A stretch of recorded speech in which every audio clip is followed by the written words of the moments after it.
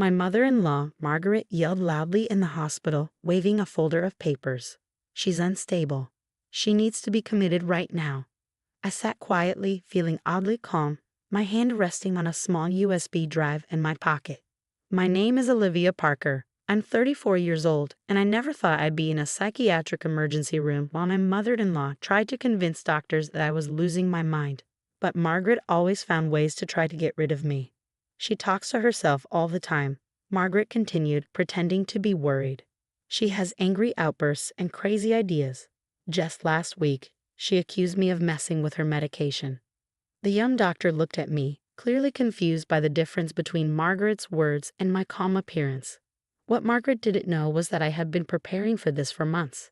I first became suspicious 6 months ago when I overheard her talking on the phone. "Don't worry, I have a plan," she told her friend. "She won't be in my son's life much longer. I just need enough evidence." I married her son, David, 3 years ago. From the beginning, Margaret made it clear that I wasn't the kind of wife she wanted for him. I didn't come from the right family, and I encouraged David to start his own business instead of joining his father's law firm. "She's isolating David from us." Margaret's voice shook as if she were hurt. "He barely visits anymore, and when he does, she watches his every move." I almost laughed at the irony, but the situation was too serious.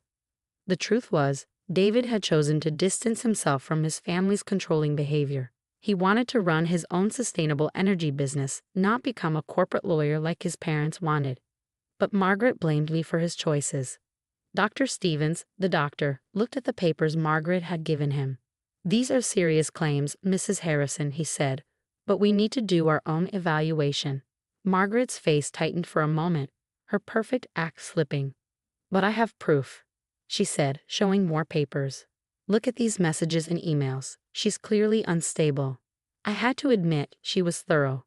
She had created fake evidence, including edited screenshots, fake diary entries, and statements from concerned neighbors who didn't even exist. Dr. Stevens turned to me.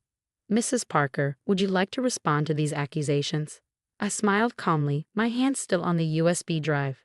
"I'd like to speak with you alone, doctor." Margaret's eyes narrowed. "No, she'll lie to you. She's very manipulative." Dr. Stevens stayed calm.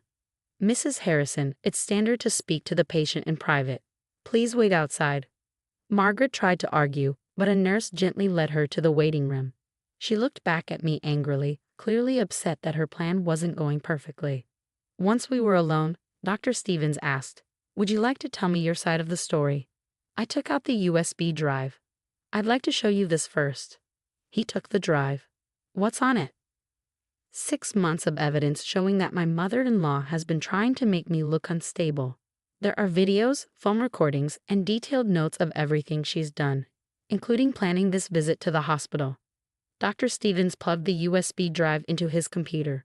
As he watched the videos of Margaret planting fake evidence, listened to her phone calls, and read my notes, his face became serious. "I set up security cameras after I heard her plotting against me," I explained. "Everything is dated and verified. I also have reports from my own doctor and therapist confirming my mental health." Dr. Stevens looked at me. "Mrs. Parker, this is very troubling. But it's about your mother-in-law, not you." Her actions seemed very calculated. I nodded. "That's why I documented everything. I knew she was planning something like this." "Does your husband know?" he asked. "No, he's on a business trip until tomorrow." Margaret knew that and planned this for when he was away. She wanted me committed before he came back. Dr. Stevens made some notes. "You've handled this incredibly well. Most people would have reacted emotionally to such harassment." I knew that's what she wanted, for me to act out and prove her right. So I stayed calm and kept records. Dr. Stevens stood up. "Mrs. Parker, what she did, trying to get you committed with false evidence, is a serious crime. Are you willing to file a formal complaint?" I felt relief wash over me. Yes, it's time she faced the consequences. As he went to make his calls, I thought about Margaret sitting in the waiting room, probably imagining me being taken away in restraints. She had no idea that her plan was falling apart. The USB drive had been my safeguard, my proof of the truth. Now it would be her downfall. I pulled out my phone and texted David. It was time he learned what his mother had been doing. The emergency room was busy, but I stayed calm. ignoring the 3 missed calls from Robert, Margaret's husband. She must have called him when her plans started falling apart. I put my phone on silent as Dr. Stevens returned with 2 police officers. Mrs. Parker, one of the officers said, introducing himself as Detective Morris, "We need your statement about these allegations of attempted false commitment." I nodded, noticing Margaret pacing on the other side of the glass wall. Her face turned pale when she saw the police. "She's been planning this for months," I explained, showing the detective more evidence on my phone. "Here's a recording from last month where she talks about getting me out of the picture with her friend Sandra. And these are emails she sent to doctors, trying to create a fake history of mental issues for me." Detective Morris looked through the evidence, his expression growing serious. "This is detailed. The amount of planning is worrying." My phone buzzed with a text from David. "Landing early. What's going on?" "Dad called saying Mom's at the hospital with you?" I quickly replied, "I'm fine. Your mom tried to have me committed. Come to Memorial Hospital. Bring your laptop." Dr. Stevens asked, "Would you like us to speak with Mrs. Harrison now?" Before I could respond, Margaret stormed into the room. Her calm act was gone. "Why are the police here? This is a private family matter." Detective Morris faced her. "Mrs. Harrison, we need to talk about your attempt to falsely commit your daughter-in-law to a psychiatric facility." Margaret's face twisted with anger. "I was trying to help her. She's unstable. She's been spying on me. Isn't that proof she's paranoid?" I couldn't help but smile. "No, Margaret. It shows I was ready. Every time you showed up uninvited, planted fake evidence, or plotted against me, it's all recorded." Her face turned red with rage. "You little mother." David's voice cut through the tension. He stood in the doorway, laptop in hand, his face filled with confusion and anger. "What did you do?" Margaret's demeanor changed instantly. "David, thank goodness you're here. I was just trying to help Olivia. She's not well. I was only—" "Stop," David interrupted firmly, setting up his laptop. "I want to see all this evidence." For the next half hour, David watched the security footage of Margaret sneaking around our house. He listened to her phone conversations where she plotted against me and read her manipulative emails to doctors. With each piece of evidence, his face grew darker. "You did all of this?" David asked, his voice heavy with disbelief. "You tried to get my wife committed." Margaret's eyes filled with fake tears. "I was protecting you. She's changed you, turned you against us, convinced you to throw away your future on that stupid energy business." David cut her off. "My business is successful. I'm happy. Olivia supports me. The only one tearing this family apart is you." Detective Morris spoke up. "Mrs. Harrison, you'll need to come to the station to make a formal statement." Margaret's plan was crumbling, her perfect image shattered. Her son was seeing her true colors for the first time. "David," she begged, "you can't let them do this. I'm your mother." "Yes," David said quietly, his eyes cold. "Which makes this even worse." He looked at me. "Olivia, do you want to press charges?" I looked at Margaret, seeing not a powerful enemy, but a desperate, broken woman. "That depends on Margaret. If she agrees to get counseling and keep her distance, we can handle this privately. But if not—" Margaret's mouth dropped open. "You're blackmailing me?" I shook my head. "No, I'm giving you a chance to fix this before it gets worse. It's your choice." Margaret realized she was out of options. Her shoulders slumped, her fight gone. "Fine," she whispered. "I'll get counseling." David wrapped his arm around me. "I'm so sorry," he said softly. "I had no idea she could do this." The police took Margaret's statement, and Dr. Stevens documented her attempt to falsely commit me. It was over. Her plan had failed, undone by the very things she accused me of. Careful observation and preparation. As the police led Margaret out, David turned to me. "How did you stay so calm through all of this?" I smiled, thinking of the months of planning, the careful collection of evidence, and the patience it took. Sometimes the best way to win is to let someone think they're winning, until they lose everything. 3 months after Margaret tried to have me committed, life slowly returned to normal. Things were different though. Margaret went to counseling every week, just as she had promised. David added more security to our house, and family gatherings felt different now, quieter, more careful. One morning, I was having coffee in our backyard when David handed me an envelope. "Letter from Mom," he said. "As part of her therapy, Margaret wrote me letters every week to practice better communication and respect boundaries. The letter began, "Dear Olivia, today in therapy, we talked about control and why I felt the need to have it. I realized my actions weren't really about you. They were about my own fear of losing influence over David's life."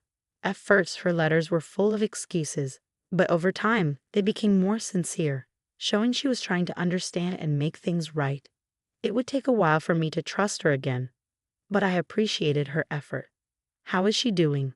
I asked David. He still met with his mom once a week, but only in public places as we agreed.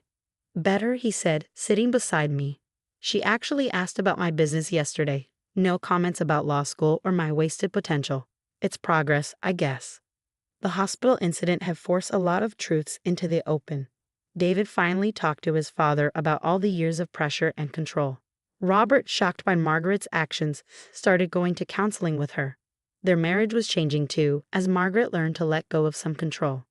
Sandra, who had helped Margaret with her plan, sent me a long apology email, admitting what she did and saying she was sorry.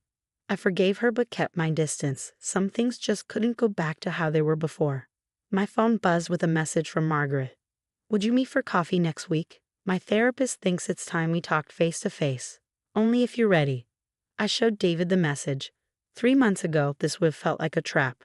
Now, it seemed like a genuine attempt to make peace. "It's up to you," David said, squeezing my hand. No pressure. I thought about the USB drive with all the evidence I had gathered, still locked in our safe. I hadn't needed it since the day at the hospital, but knowing it was there made me feel safe. "I'll meet her," I decided. "In public during the day, and I'll drive myself." David smiled. "You're setting good boundaries. Your therapist would be proud." The next week, I arrived at the coffee shop early and picked a table where I could see both exits. Old habits die hard. Margaret arrived right on time. She looked the same, but her eyes were softer, less sharp. "Thank you for coming," she said as she sat down. "I wasn't sure you would." "Honestly, I wasn't sure either," I admitted. We sat in awkward silence until our coffee arrived. Margaret spoke first. "I've been trying to understand why I felt so threatened by you. My therapist says it's because you represented change. I fought so hard to keep control that I nearly ruined everything." I stirred my coffee, thinking before I spoke.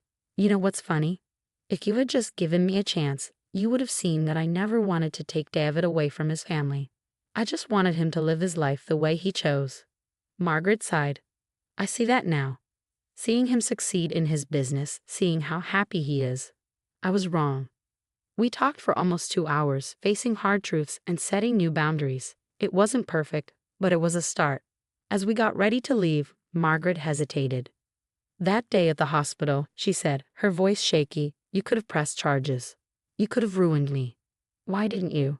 I thought about the USB drive and the months I spent gathering evidence.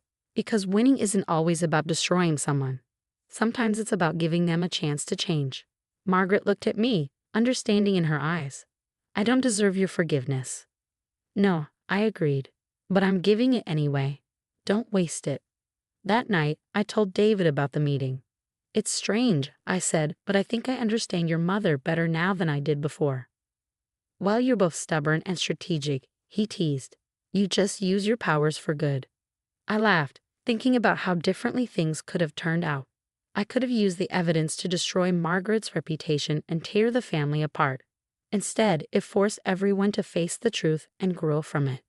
A year later, I deleted all the recordings and videos. Not because I fully trusted Margaret, but because I no longer needed them. We had built something new, not quite friendship, but mutual respect. Margaret still sent me letters every week, but now they were about her progress in therapy and genuine questions about our lives. She even started volunteering at a women's shelter, using her need for control to help others regain theirs. Sometimes the best victory isn't defeating your enemy, but helping them change. Margaret's plan to have me committed had failed, but in the end, it brought about the changes we all needed. "No regrets?" David asked, noticing my thoughtful look. "None," I replied with a smile. Sometimes a broken plan is exactly what it takes to fix what's truly broken.